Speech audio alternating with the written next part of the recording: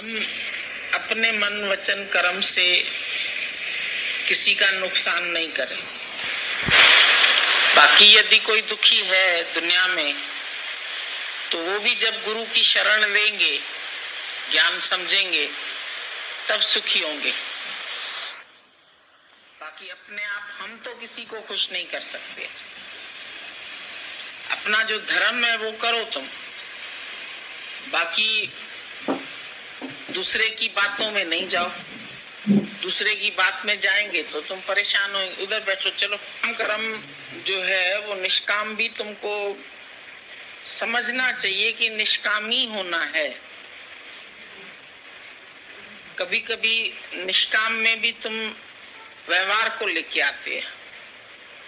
तो दादाजी ने बोला निष्काम फकत ज्ञान है, और जो ये ज्ञान है ये सब बातों से तुमको छुड़ाएगा।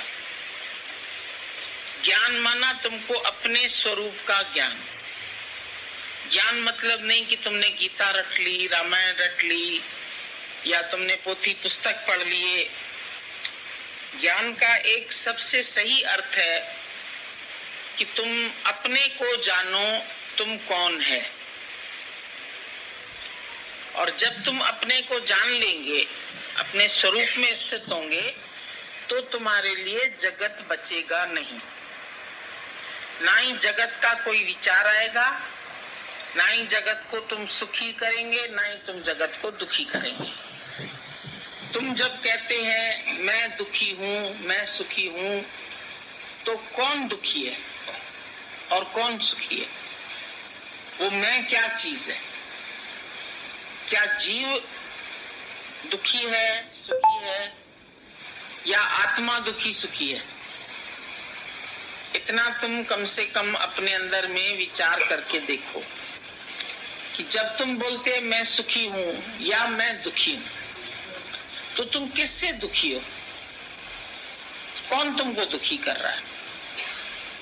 ये बात दादाजी पूछते थे रोज कि तुम बोलता है मैं दुखी हूं, तो तुमको किसने दुखी किया है? ज्ञान से तुम थोड़ा विचार करके अपने आप से पूछो कि तुम्हारे दुख का कारण क्या है?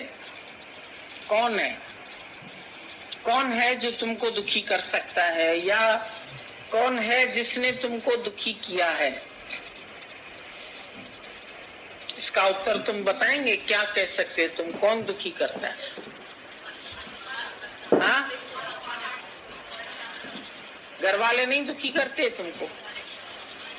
कोई तुमको डांटता है, कोई तुमको मारता है, कोई बीमार पड़ता है, कोई परिस्थिति आती है, कोई हालत आती है तुम्हारे ऊपर, तो तुम दुखी होते हैं?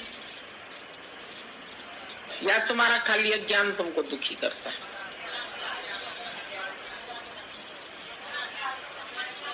हाँ, अपना अज्ञान दुखी करता है। और भी कोई तुम बोल सकते हैं कि अज्ञान के अलावा तुमको और कौन दुखी करता है?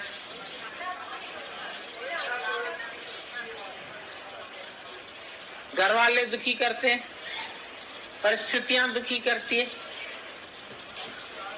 अभी तुम्हारे को जेल में डाल दिया जाए तो तुम दुखी होंगे? तुमने कोई ऐसा गलत कर्म तुमसे हो गया और हम तुमको जेल में देखें कि तुम जा रहे हैं जेल में, तो क्या करेंगे हम? हम तुमको क्या बोलेंगे? बचाएंगे तुमको जेल से? किसी को कोई कर्मों से बचा सकता है? जिसके पास जो जो कर्म आता है प्रकृति से, या कर्म का फल उसको भोगना पड़ता है।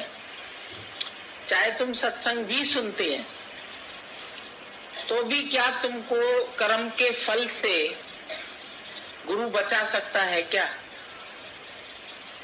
आज यदि तुम्हारे शरीर के ऊपर कोई कष्ट आ रहा है तो क्या गुरु बचाएगा उसमें से? तुम्हारे संबंधियों का कोई कष्ट आ रहा है तो गुरु बचाएगा? क्या करेगा गुरु? गुरु आज अर्जुन के पास भी इतना बड़ा कष्ट आया, उसके सब भाई विरोध में खड़े हो गए। 100 कौरव 100 थे और दुर्योधन ने बहुत चतुराई से